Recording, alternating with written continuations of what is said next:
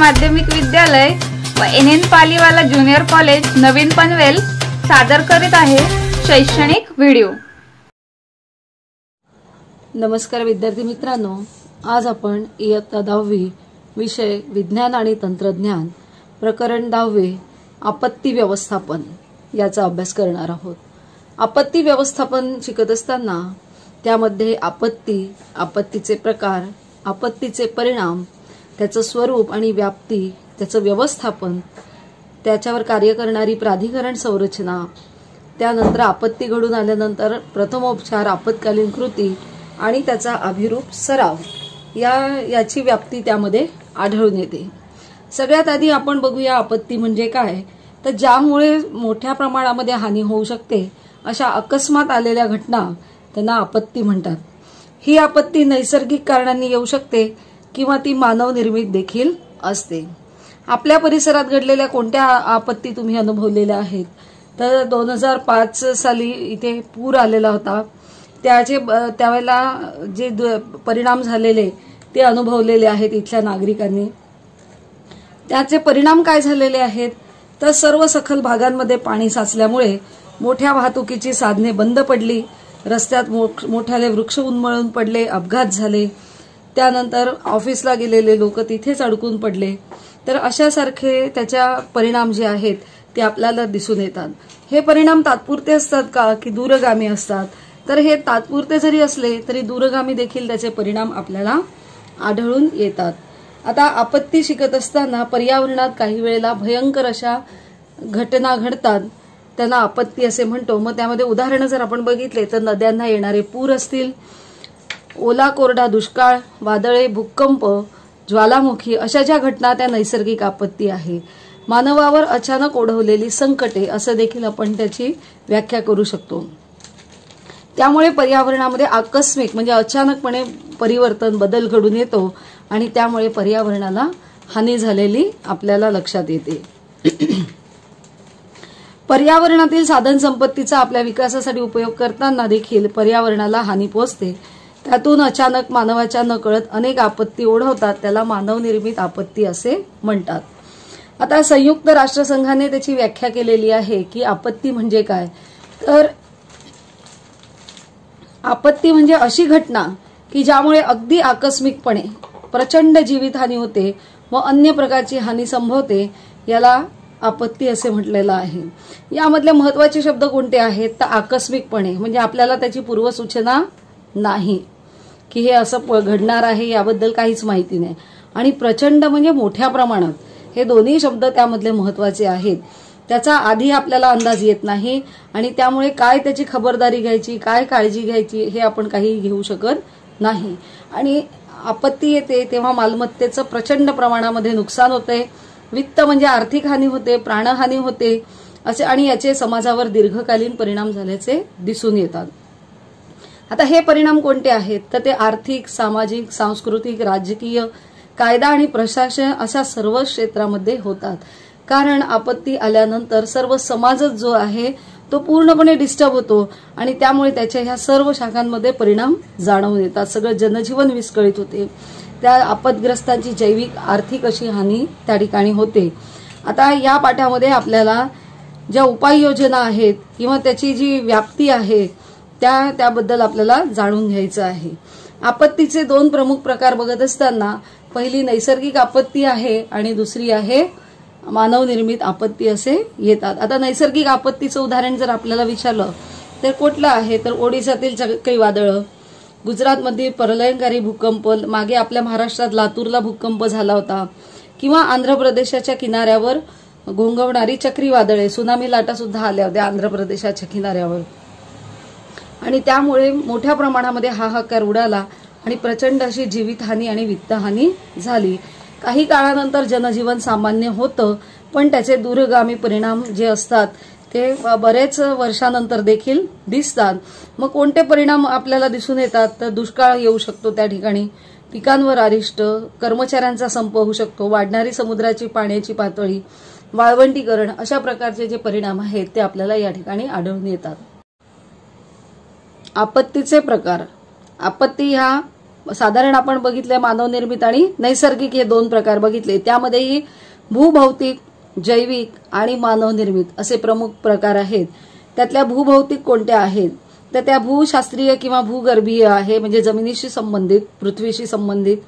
तर दुसऱ्या आहे हवामानशास्त्रीय, वातावरणीय, खगोलशास्त्रीय असे येतात.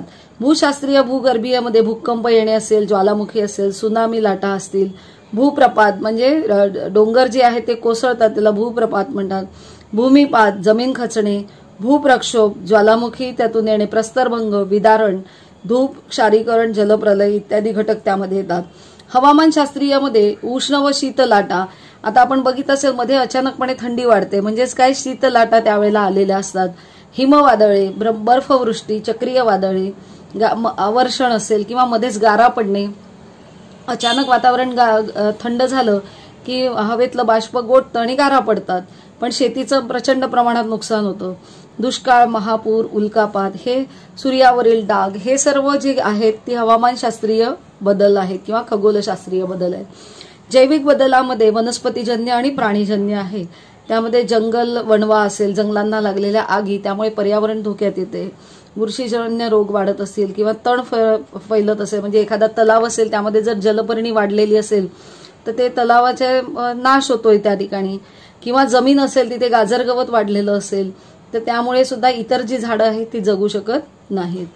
प्राणीजन्यमध्ये संसर्गजन्य विषाणू असतील, मग ते जीवाणू ज्यांच्यापासून आपल्याला विविध रोग होतात.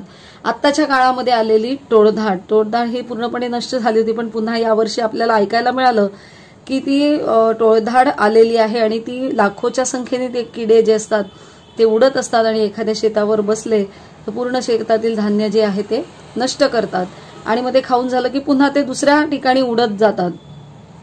तर अशा पद्धतीने प्राण्यांपासून पण आपत्ती होते, म्हणजे तिथले शेतकरींचं पूर्ण जे पिकवलेलं असतं ते पूर्णपणे नष्ट होतं. त्यानंतर मानवनिर्मित जे आहे त्यामध्ये अनाकलनीय, म्हणजे आपल्याला माहीत नाही पण ते अचानकपणे घडणारे गोष्टी आहेत त्या.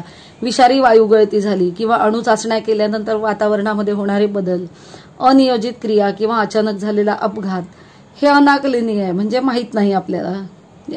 आणि हेतू पुरस्पर म्हणजे मुद्दाम युद्ध असेल, आग लावणे असेल, बॉम्बस्फोट असेल किंवा दहशतवाद असेल, इत्यादी जी सर्व घटना आहेत ते ह्या मुद्दाम घडवून आणलेल्या आहेत, तर ह्या मानवनिर्मित आपत्तीमध्ये घडून येतात. त्यानंतर आपत्तीचे परिणाम काय होतात, तर आपत्तीचे परिणाम जे आहेत ते दूरगामी असे परिणाम आपल्याला आढळून येतात.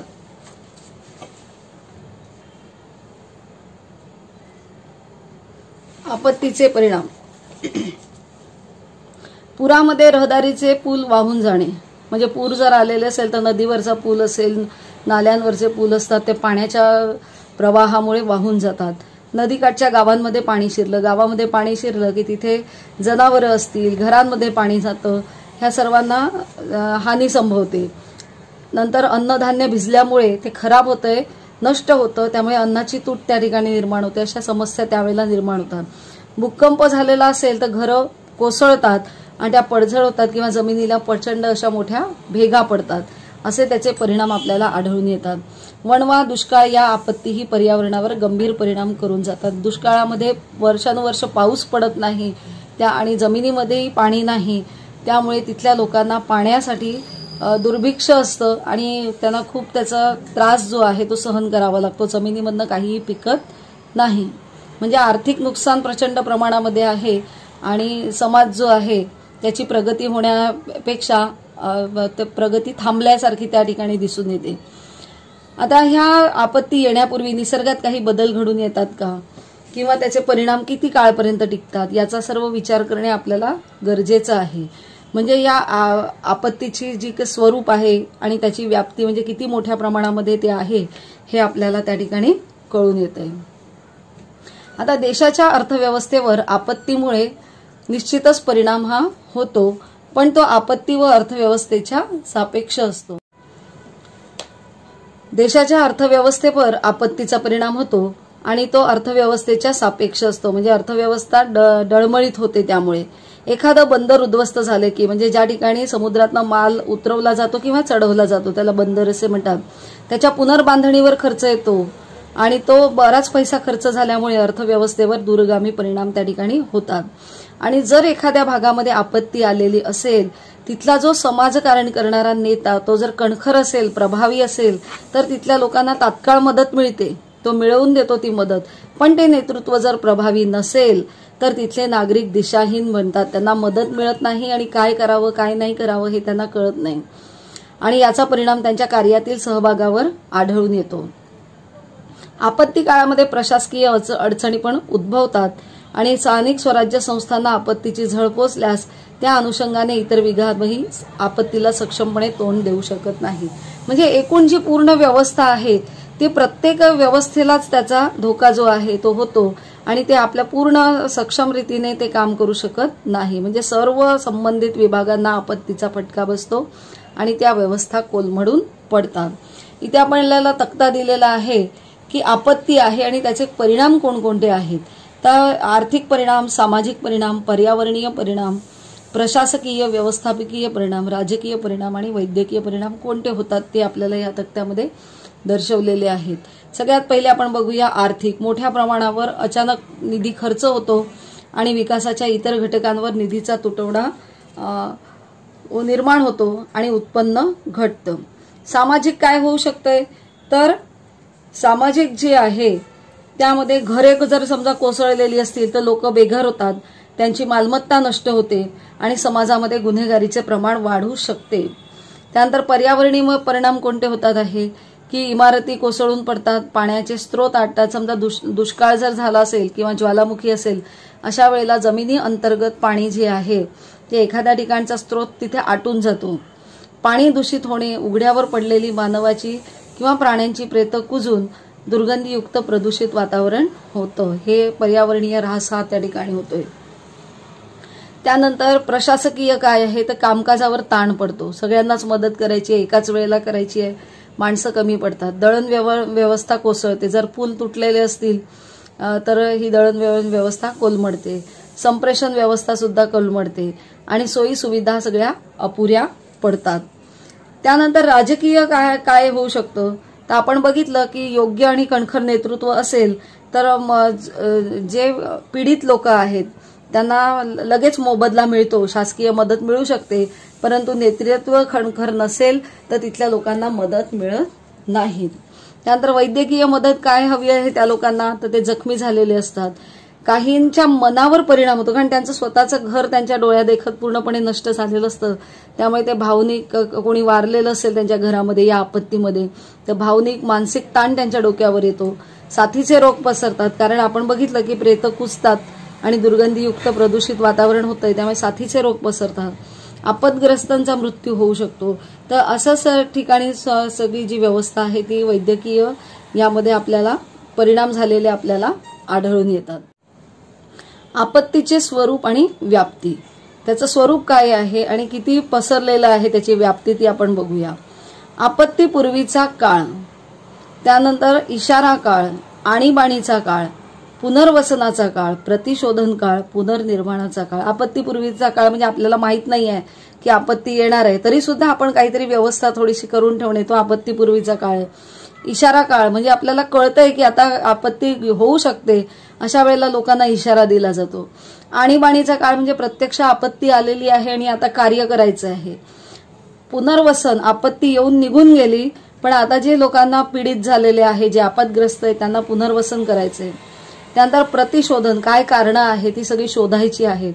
आणि शेवटचं पुनर्निर्माण म्हणजे पुन्हा नव्याने निर्माण आपल्याला करायचं आहे. तर हे सर्व त्याचं स्वरूप आणि व्याप्ती आहे. ते एक एक मुद्दे आपण त्या ठिकाणी बघूया. सर्वसामान्य नागरिकांच्या दृष्टीने आपत्तीचे 3च भाग संवेदनशील असतात, म्हणजे सर्वसामान्य लोकांवर त्याचे परिणाम होतात. ते कोणते तर आणीबाणीची अवस्था. ही जी आणीबाणीची अवस्था आहे म्हणजे प्रत्यक्ष आपत्ती आलेली आहे, पूर आलेला असेल, भूकंप झालेला असेल, अशा वेळेला वेगाने हालचाली करून जास्तीत जास्त लोकांचे प्राण कसे वाचवता येतील, त्यांचा शोध कसा घेता येईल, त्यांचं बचाव कार्य करणं अपेक्षित असतं.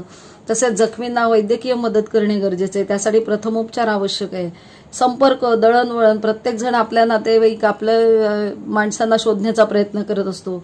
त्यामुळे संपर्क क्षेत्र म्हणजे फोन वगैरे चालू असणे गरजेचं आहे. दळणवळण व्यवस्था, त्यांना जखमींना वाहून नेण्यासाठी धोकादायक विभागातून नागरिकांचे स्थलांतर करणे, या सर्व कृती त्यामध्ये अपेक्षित आहे. आणि ह्याच काळात आपत्तीचा अंदाज बांधता येतो की ह्या सगळ्यांवर आपल्याला कळतं की किती आपत्ती मोठ्या प्रमाणात आलेली आहे.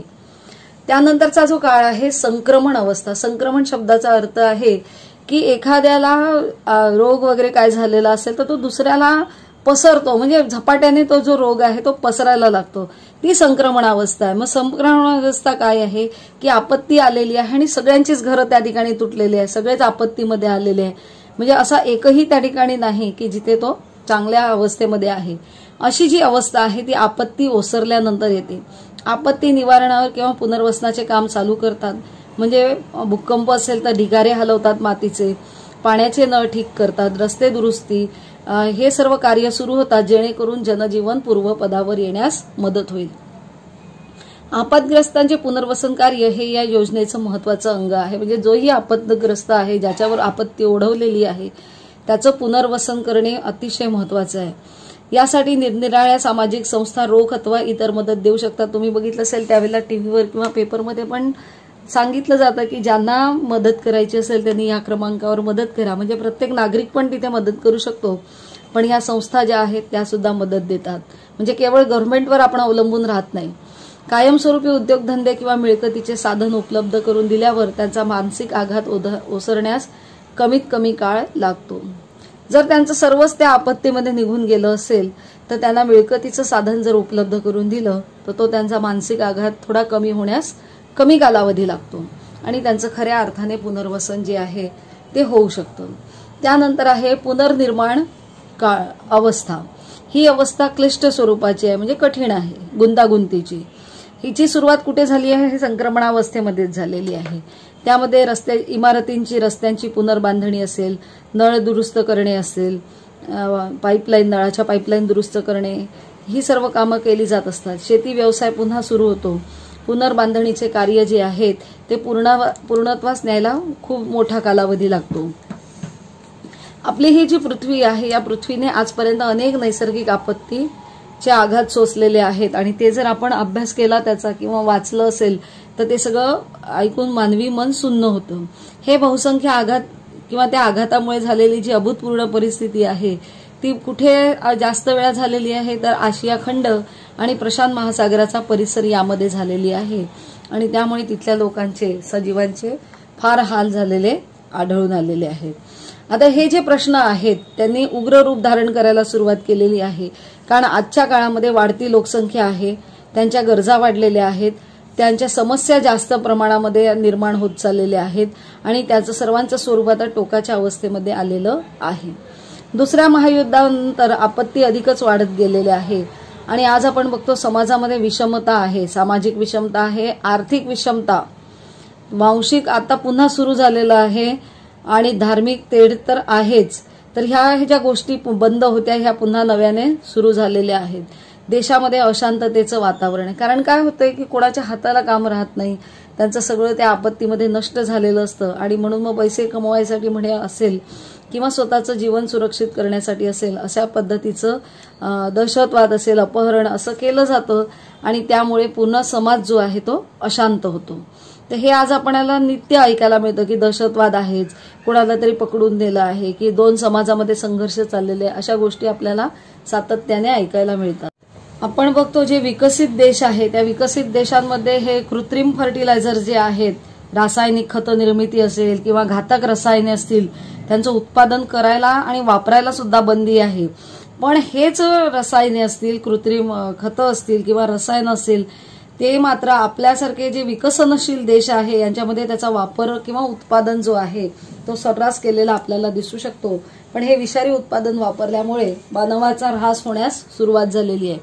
इथे जे चित्र दाखवलेलं आहे ते 2014 साली तालुका आंबेगाव, जिल्हा पुणे येथे भूस्खलन म्हणजे मोठा डोंगर जो होता तो कोसळला होता. ही शाळा दिसते, त्याच्या पाठीमागे जो डोंगर होता तिथून झाडं सातत्याने तोडल्यामुळे, झाडांची मुळं जमीन धरून ठेवायला नसल्यामुळे पाणी त्यावेळेला खूप पाऊस पडला आणि त्यावेळेला सगळं पाण्याच्या प्रवाहासोबत सगळा डोंगर जो आहे ते वाहत खाली आलेली होती माती आणि त्या चिखलाखाली ते गाव जे आहे ते दबल्या गेलं.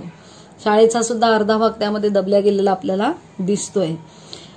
तर अशा पद्धतीचे आपत्ती सुद्धा निर्माण झालेली आपण बघतो. त्यानंतर अणुभट्ट्यांपासून मानवाला असा दुसरा धोका आहे. आज आपण बघतो की जर युद्ध झालं तर प्रत्येकच देश काय म्हणतोय की आम्ही अणुबॉम्ब वापरू, आणि प्रत्येक देशाने अणुबॉम्ब बनवलेला आहे. ह्या ज्या अणुभट्ट्या आहेत, आपण बघितले की शिकत असताना की अणूचे जे आहेत ते दोन उपयोग आहेत. कोणते? एक वीज निर्मिती आहे आणि दुसरा अणुबॉम्ब तयार करण्यासाठी म्हणजे विध्वंसक आहे. तर वीज निर्मिती कुठे केली जाते? अणुभट्ट्यांमध्ये केली जाते. आता ह्या अणुभट्ट्या ज्या आहेत तिथे किरणोत्सर्जन होऊ शकतं. इथे रशियामध्ये चेर्नोबिल नावाची अणुभट्टीमध्ये स्फोट झाला होता आणि स्फोट झाल्यामुळे तिथे किरणोत्सर्जन झालं. त्याचे दुष्परिणाम आजही जाणवतात. कारण आपल्याला माहिती आहे की युरेनियम, प्लुटोनियम, थोरियम यासारखी जी मूलद्रव्ये आहे त्यांची जी साखळी आहे ती थांबत नाही, ती तिच्यातनं ऊर्जा उत्सर्जित होत राहते आणि त्यामुळे त्याचे परिणाम त्यांना आजही जाणवतात. अणुभट्टी फक्त वीज निर्मितीसाठी वापरली जात होती. आजच्या काळामध्ये अनेक देश अणुशक्ती संपन्न आहे, पण निष्काळजीपणामुळे त्यातून किरणोत्सर्जनचा धोका जो आहे तो वाढू लागलेला आहे. आणि या पार्श्वभूमीवर आपत्कालीन व्यवस्थापनाचे महत्त्व सर्व राष्ट्रांची गरज निर्माण झालेली आहे. कारण काय होतंय की देशातील नागरिक जे आहे त्या आपत्तीमध्ये ते नागरिक पूर्णपणे होरपळून निघतात आणि आपत्कालीन व्यवस्थापनामध्ये नागरिकांचा थेट सहभाग अत्यावश्यक आहे. कोणतीही आपत्ती आल्यावर त्यावर मात करणे आवश्यक असते. यातूनच आपत्ती व्यवस्थापन ही संकल्पना निर्माण झालेली आहे. आपत्ती लहान असो किंवा मोठी असो, अल्पकालीन असो किंवा दीर्घकालीन असो, त्यावर मात करणे अतिशय महत्वाचे आहे आणि त्यासाठी आपत्ती व्यवस्थापन प्रभावी आणि परिणामकारक असणे गरजेचं आहे. त्यामध्ये लोकांचा सहभाग आपण घेऊ शकतो. आपत्ती व्यवस्थापन आणि लोकसहभाग यांचं जवळचं नातं आहे. आपत्ती टाळणे, त्यांना तोंड देण्यासाठी योजना तयार करणे, त्याची क्षमता मिळवणे, हे यालाच आपत्ती व्यवस्थापन असे म्हणतात. आपत्ती ही एक जलद प्रक्रिया आहे. म्हणजे आपल्याला कळतं नाही कळतं तोपर्यंत आपत्ती घडून जाते, म्हणजेच ती अपघात असतात. त्यावेळेला आपण नेमकं काय करायला पाहिजे, स्वतःचं, मालमत्तेचं, प्राण्यांचं संरक्षण कसं करावं याविषयी योजनाबद्ध प्रयत्नांनी करणे गरजेचं असतं आणि त्यासाठी योजनाबद्ध प्रयत्नांनी त्यांचं निवारण हे होऊ शकतं. आता त्याची वैशिष्ट्ये काय आहेत?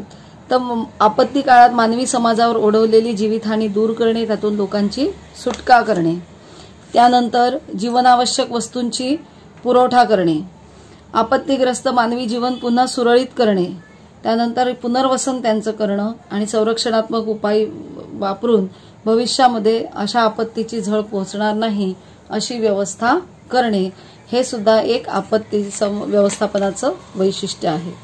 आता इथे आपण तक्ता जो बघत आहोत त्या तक्त्यामध्ये आपत्तीपूर्व व्यवस्थापन आणि आपत्ती पश्चात, पूर्व म्हणजे आपत्ती येण्याच्या आधी आणि पश्चात म्हणजे आपत्ती येऊन गेल्यानंतर करण्यात येणारं व्यवस्थापन. आता पूर्व काय आहे तर आपत्तीग्रस्त आणि आपत्ती प्रवृत्त भागांची ओळख करून घेणे. म्हणजे आपल्याला माहिती पाहिजे की इथे असं होऊ शकतं आणि तिथल्या भूभागाची ओळख असणे गरजेचं आहे. प्रिडिक्टिव्ह इंटेन्सिटी मॅपद्वारे आपत्तीची तीव्रता आणि हॅझार्ड मॅपद्वारे आपत्तीच्या संभवनीय ठिकाणांची माहिती करून घेणे. हे जे नकाशे आहेत या नकाशांच्याद्वारे ती ठिकाणं माहिती करून घेणे. त्याच्यासाठी विशिष्ट पद्धतीचं प्रशिक्षण घेणे. समजा पूर आलेला असेल तर त्या पुराच्या पाण्यातनं लोकांना काढण्यासाठी त्याचं विशिष्ट पद्धतीचं जे प्रशिक्षण आहे ते पूर्ण करणे गरजेचं आहे. सर्वसामान्य माणसांमध्ये सुद्धा व्यवस्थापन, निवारण यांची जाणीव करून देणे, त्यासाठी प्रशिक्षण घेणे, प्रसार व्यवस्था करणे, माहितीचे स्रोत उपलब्ध करून देणे आणि इतरांना माहिती देणे, अशा गोष्टी आपण करू शकतो आपत्तीच्या पूर्वी. आपत्ती एकदा येऊन गेली आहे, आपत्ती पश्चात काय करायचं आहे तर सर्वांना प्राथमिक स्वरूपामध्ये मदत करायची आहे. प्राथमिक गरजांची पूर्तता, अन्न जे असेल, वस्त्र असेल, निवारा असेल, वैद्यकीय उपचार ते देणे. वाचलेल्या स्थानिक रहिवाशांद्वारेच मदत उभारण्यासाठी प्राधान्य देणे. सर्व काही गव्हर्नमेंट करू शकत नाही, त्यामुळे लोकल पीपल जे आहे त्यांची मदत घेणे गरजेचं आहे. आपत्तीनंतर वेळ न गमावता नियंत्रण कक्ष निर्माण केला जातो, तो करणे आणि त्यासाठी आपत्तीसाठी वेगवेगळ्या प्रकारच्या नियंत्रण केंद्रांची उभारणी लगेच करावी लागते तात्काळ. कारण जो तो आपल्या प्रियजनांसाठी संपर्क साधत असतो, मग ती जी माहिती येत असते की कोण सापडलं, कुठे गेलं, ते सगळी माहिती त्या नियंत्रण कक्षात आपल्याला उपलब्ध होते. नियंत्रण केंद्रामार्फत मदतीचे वर्गीकरण सुद्धा होऊ शकतं आणि गरजू लोकांपर्यंत ती मदत पोहोचवतात आणि कामाचा सलग आणि सतत आढावा घेत राहणे हे त्या नियंत्रण कक्षाचे कार्य आहे. म्हणजे 24 तास ते उघडं असतं नियंत्रण कक्ष, वेगवेगळे लोक त्या ठिकाणी काम करत असतात. आपत्ती निवारणासाठी 24 तास कार्यक्षम कार्यरत राहणे हे सुद्धा आपत्ती पश्चात व्यवस्थापनाचं कार्य आहे. त्यानंतर आपत्कालीन नियोजन चक्रातील प्रमुख अंगे कोणकोणती अंगे आहेत तर त्यामध्ये पूर्वतयारी आहे, विमोचन आहे, सज्जता, आपत्तीचा आघात, प्रतिसाद, पुनरुत्पादन आणि पूर्वतता हे सर्व गोष्टी त्यामध्ये आढळून येतात. एखादी आपत्ती घडली तर त्याचे परिणाम कसे कमी होतील त्याच्या दृष्टीने विचार करणे, कमीत कमी परिणाम कसा होईल या कृतीचा विचार करणे की जेणेकरून आपल्या लोकांवर आणि देशावर त्याचा परिणाम कमी होईल. सज्जता, एखादी आपत्ती येणार आहे त्यासाठी नागरिक आणि प्रशासन यांचा प्रतिसाद कसा मिळेल याबाबत सज्जता करणे. आपत्तीचा आघात जो आहे त्यासाठी आपत्ती व्यवस्थापनाचा आणि आपत्तीच्या वेगवेगळ्या तीव्रतेचा आढावा घेणे. प्रतिसाद, आघाताला प्रतिसाद तात्काळ द्यायचा असतो, हा घटक या चक्रात आपत्ती आघातानंतर येतो. म्हणजे आपत्ती आल्यानंतर लगेच आजूबाजूच्या लोकांनी धावून तिथे मदत करायची आहे. जर ते आलेच नाही तर ती आपत्ती अजून भयानक स्वरूप त्या ठिकाणी घेऊ शकते. त्यानंतर पुनरुत्थापन, यामध्ये उपाययोजना आणि राष्ट्राची प्रगती यातील महत्वाचा तो दुवा आहे पुनरुत्पादन. आणि हा पुनरुत्थापन जो आहे हा टप्पा राष्ट्राच्या हितासाठी पुनर्वसनासाठी वापरला जातो. त्याचप्रमाणे पूर्वतता, म्हणजे जसं जीवन आधी होतं तसंच आता पुन्हा होऊ शकेल यासाठी प्रयत्न करणे याला पूर्ववतता म्हणतात. आपत्ती व्यवस्थापन प्राधिकरण संरचना, यामध्ये शासन स्तरावर ही प्राधिकरणाची संरचना केलेली आहे. अगदी राष्ट्रीय स्तरापासून ते गाव पातळीपर्यंत त्याचं नियंत्रण आणि निवारणाचं कार्य कसं चालतं हे आपल्याला ओघ तक्त्यामध्ये दाखवलेलं आहे. आणि हा जो आपत्ती व्यवस्थापन कायदा आहे तो 2005 या साली संमत केलेला आहे. 2005 साली सगळीकडे मोठा पूर आलेला होता. आता या राष्ट्रीय आपत्ती ज्यावेळेला येते तेव्हा त्या प्राधिकरणाचा अध्यक्ष कोण आहे? पंतप्रधान आहे. राज्यातील आपत्ती असेल त्याच्या व्यवस्थापनासाठी मुख्यमंत्री अध्यक्ष आहे. जिल्ह्यामधल्या आपत्तीसाठी जिल्हाधिकारी आहे. तालुका आपत्ती व्यवस्थापन प्राधिकरणाचा जो अध्यक्ष आहे तो तहसीलदार आहे. आणि गाव पातळी जर असेल तर तिथला अध्यक्ष सरपंच आहे. सरपंचाशी संलग्न कोण आहे? सामान्य जनता ही संलग्न आहे. आणि त्यांचं कार्य काय आहे तर आपत्ग्रस्त भागात प्रत्यक्ष सुटका, बचाव आणि मदत कार्य करणारी संरचना. त्याच वेळेला तहसीलदार सुद्धा ह्या सर्व कार्यामध्ये त्याचा सहभाग देत असतो. आणि जिल्हाधिकारी सुद्धा या सर्व कार्यामध्ये सहभागी असतो. तर इथे जे आहे पंतप्रधान असतील, मुख्यमंत्री असेल, जिल्हाधिकारी असेल, ते सावधानगिरीची इशारे देणाऱ्या संस्था या सर्वांशी संलग्न आहेत. आणि इतर सामाजिक खाजगी संस्था सुद्धा पंतप्रधान, मुख्यमंत्री, जिल्हाधिकारी कार्यालयाशी संपर्क साधतात. म्हणजे जी काही मदत आहे ती डायरेक्ट ती यांच्याकडे पोहोचवतात आणि तिथून मग ती खालपर्यंत ती सगळी मदत पोहोचवली जाते. जिल्हा पातळीवर जे आपत्ती व्यवस्थापन प्राधिकरण आहे त्यामध्ये आपत्ती व्यवस्थापनासाठी आणि निवारणासाठी योजनांच्या परिपूर्ततेसाठी जिल्हाधिकारी जबाबदार असतो.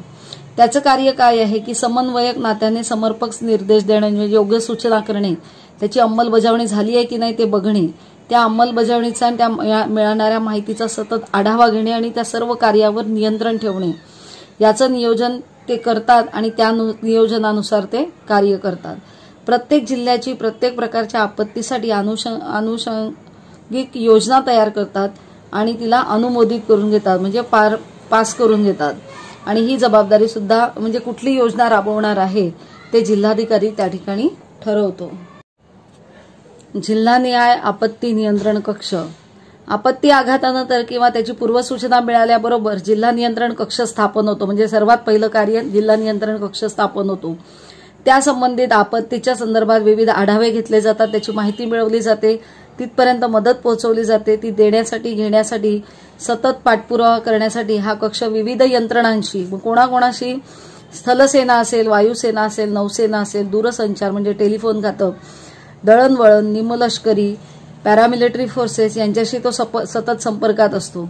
आणि जिल्ह्यामध्ये असणाऱ्या ज्या अनेक स्वयंसेवी संघटना आहेत त्यांना सुद्धा एकत्र केलं जातं आणि आपत्ती निवारणाचं कार्यामध्ये त्यांचा उपयोग करून घेणे ही या नियंत्रण केंद्राची जबाबदारी आहे. त्यानंतर आपण बघूया प्रथमोपचार आणि आपत्कालीन कृती. प्रथमोपचार कोणते करतात ह्याबद्दलची माहिती आपण मागच्या वर्षीच्या पाठामध्ये घेतलेली आहेत. आता इथे काही चिन्ह संकेत आपल्याला दाखवलेले आहेत. इथे लिहिलंय फ्लेमेबल लिक्विड म्हणजे ज्वलनशील द्रव पदार्थ आहे त्यामध्ये. हे बघितलं की आपल्याला कळलं पाहिजे की ज्वलनशील आहे. इथे फ्लेमेबल गॅस म्हणजे ज्वलनशील वायू त्यामध्ये भरलेला आहे. आणि एक्सप्लोजिव्ह म्हणजे स्फोटक द्रव्य त्या ट्रक जो असेल काय त्या गाडीमध्ये ते भरलेलं आहे. तर यावरून आपल्याला त्यापासून आपण दूर असलं गरजेचं आहे आणि त्याचा अपघात होता कामा नये, जेणेकरून त्यामध्ये काय भरलेलं आहे तर ज्वलनशील किंवा स्फोटकं त्यामध्ये भरलेली आहे. तर ही चिन्ह संकेत सुद्धा आपल्याला त्या ठिकाणी दर्शवली जातात. ती माहिती असणे आपल्याला गरजेचं आहे की कोणकोणते चिन्ह संकेत त्या ठिकाणी आहेत. प्रथमोपचार बघत असताना आपण बघितलेलं इथे आपल्याला चित्र दर्शवलेलं आहे की ह्या ज्या विविध कृती आहेत त्यामध्ये पाळणा पद्धत असेल किंवा पाठंगुळीला त्यांना घेऊन जाणे, त्यानंतर हाताची बैठक करून त्यांना बसवणे, अशा विविध पद्धती त्यामध्ये वापरलेल्या आहे. म्हणजे त्या लोकांना अशा पद्धतीने मदत केली जाते. आता आपदग्रस्ताची शारीरिक स्थिती कशी आहे यानुसार ह्या वेगवेगळ्या कृती ज्या आहेत दिलेल्या आपल्याला त्या ठरतात आहेत. दररोजच्या जीवनामध्ये आपल्याला अनेक लहान मोठ्या आपत्तींना सामोरं जावं लागतं. तर ह्या लहान मोठ्या आपत्ती कोणकोणत्या आहेत तर अपघात घडतो एखाद्या वेळेला, गर्दीच्या ठिकाणी चेंगराचेंगरी होते. मागे बघा एका रेल्वे स्टेशनला खूप चेंगराचेंगरी झालेली होती. काहीतरी मिस न्यूज अशी गेली त्या ठिकाणी आणि सगळे लोक धावायला लागले आणि त्यामुळे चेंगराचेंगरी त्या ठिकाणी झाली. भांडण तंटे यातून इजा होणे, विजेचा झटका बसणे, भाजणे, उष्माघात होणे, सर्पदंश, श्वानदंश, विद्युत पुरवठ्यामध्ये शॉर्ट सर्किट होऊन आग लागणे, एखाद्या रोगाची साथ पसरणे, अशा आपत्ती दिवसभरात आपल्या सभोवताली घडत असतात. आणि ह्या सर्व ज्या आपत्ती घडत असताना आपण जिथे राहत असतो आपली भूमिका काय असावी आणि आपण कशा पद्धतीने प्रथमोपचार करू शकतो याची माहिती आपल्याला असणे गरजेचं आहे. प्रथमोपचाराचे उद्देश कोणकोणते आहे तर दुखापतीपासून आराम देणे, त्यानंतर आपदग्रस्ताला सुरक्षितता देणे, स्थिती सुधारण्याचा प्रयत्न करणे, त्यांचं वहन जे आहे त्यांना रुग्णालयापर्यंत रोग्याला घेऊन जाणे, ज्याचा आघात झालेला आहे, अपघात झालाय त्याचा जीव वाचवणे, त्यानंतर आपदग्रस्ताची स्थिती खालवण्यापासून ती रोखणे, वैद्यकीय मदत मिळेपर्यंत त्याच्यावर उपचार करणे आणि तात्काळ उपाययोजना करणे हे प्रथमोपचाराचे उद्देश आहे. प्रथमोपचार म्हणजे पूर्णपणे उपचार नाही तर केवळ त्या रोग्याला अपघात झाल्यानंतर त्याला आराम मिळावा म्हणून केलेल्या ज्या कृती आहेत त्याला प्रथमोपचार असं म्हटलं जातं. आता प्रथमोपचार पेटी ती आपल्याला माहिती आहे की प्रथमोपचार पेटीमध्ये कोणकोणते साहित्य असणे आवश्यक आहे. तर या ठिकाणी आपल्याला दिलेलं आहे की निरनिराळ्या आकाराच्या बँडेज पट्ट्या, जखमेवर बांधण्यासाठी जाळीची पट्टी, त्रिकोणी गोल गुंडाळता येणारी बँडेज, औषधोपचारासाठी वापरला जाणारा कापूस, त्यानंतर रबराचे हातमोजे, स्वच्छ कोरडे कपड्याचे तुकडे, साबण, अँटीसेप्टिक असेल, सेफ्टी पिना असतील, ब्लेड, छोटा चिमटा, सुई, बँडेड, विजेरी, टॉर्च म्हणजे अंधार संध्या रात्रीची वेळ असेल तर टॉर्च पण असावा, कात्री, चिकटपट्टी, थर्मामीटर, पेट्रोलियम जेली, असे जे वस्तू आहेत त्या सर्व त्या आपल्या फर्स्ट एड जे असतं पेटी, प्रथमोपचार पेटी त्यामध्ये असणे गरजेचं आहे. आपल्या शाळेमध्ये सुद्धा अशा पद्धतीची पेटी असते की जेव्हा खेळताना वगैरे तुम्हाला जर काही लागलं तर लगेच त्या प्रथमोपचार पेटीचा वापर करून तुम्हाला तात्पुरती जी मदत आहे ती त्या ठिकाणी केली जाते. त्यानंतर अभिरूप सराव, अभिरूप या शब्दाचा अर्थ त्याला म्हटलंय मॉक ड्रिल म्हणजे खोटा सराव. आता पूर येणार ते प्रत्यक्ष त्यावेळेला आपल्याला ते कार्य करायचं नाही आहे, पण पूर आल्यानंतर आपण काय काय करू शकतो किंवा भूकंप होत असेल तर आपण काय केलं पाहिजे यासाठी जो सराव घेतला जातो त्याला अभिरूप सराव असं म्हणतात, मॉक ड्रिल असं म्हणतात. म्हणजे खोटा सराव जो आहे कोणत्याही आपत्तीशी संबंधित प्रतिसाद प्रक्रिया तपासण्यासाठी एखादी आपत्ती ओढवल्यानंतरच्या स्थितीचे आभासी संचलन करण्यात येते. आभासी म्हणजे खोटं. त्यावेळेला आपत्ती निवारणासाठी करण्यात आलेल्या नियोजनाप्रमाणे सर्व कृतींची अंमलबजावणी यशस्वीरित्या होते की नाही हे पाहण्यासाठी प्रशिक्षित ज्या व्यक्ती आहे ज्यांनी प्रशिक्षण घेतलं आहे त्या या सर्व कृती पार पाडतात. उदाहरणार्थ दहशतवाद असेल, आतंकवादी आल्यानंतर कशा पटापट ऍक्शन घ्यायच्या आहे तर त्याचा सुद्धा ते अभिरूप सराव करू शकतात.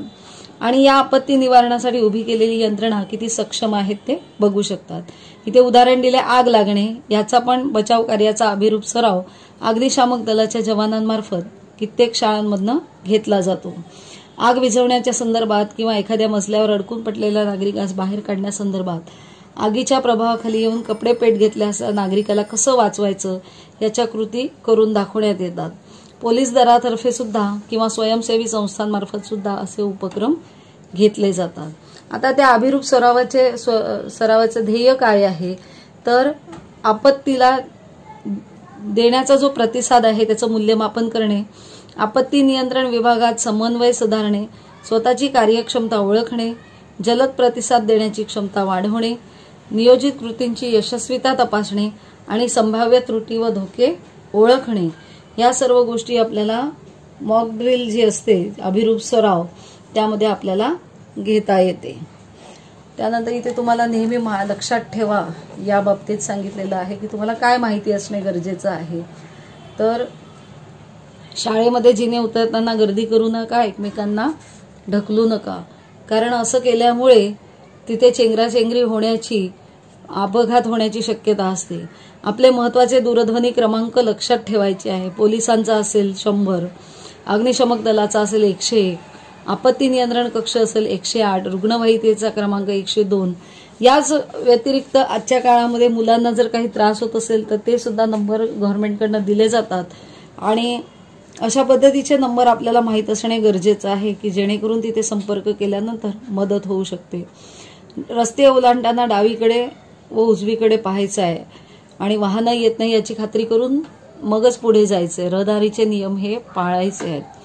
बेवारस वस्तूंना हात लावू नका. कुठली पेटी, बॉक्स काय पडलेला असेल, गिफ्ट पॅकेट ते उचकायचं नाही आहे. अफवा पसरवायच्या नाही आहे. काहीतरी ऐकलं आणि ते सगळ्यांना सांगत बसायचं नाही आहे. गर्दीच्या ठिकाणी गोंधळ करायचा नाही. आणि आपण देशाचा भावी नागरिक आहोत तर आपली कोणकोणते कर्तव्य आहेत तर स्वच्छता असली पाहिजे. स्वच्छता असेल तरच आरोग्य मिळणार आहे. व्यसनांच्या पासून दूर राहायचे. व्यसनं नसतील तर सगळेजण आनंदात राहतील. सुदृढ सक्षम आरोग्य असणे गरजेचं आहे. त्यानंतर नियम पाळा आणि संकटे टाळा. म्हणजे जे नियम दिलेले आहेत ते जर आपण पाळले तर आपल्यावर संकटही येऊ शकत नाही. आपले हक्काचे मराठी चॅनल रायगड ओवी न्यूज चॅनल, सदैव आपल्यासोबत रायगड ओवी न्यूज चॅनल. नेहमी पाहत रहा, लाईक करा, सबस्क्राईब करा आणि बेल आयकॉनवर क्लिक करायला विसरू नका.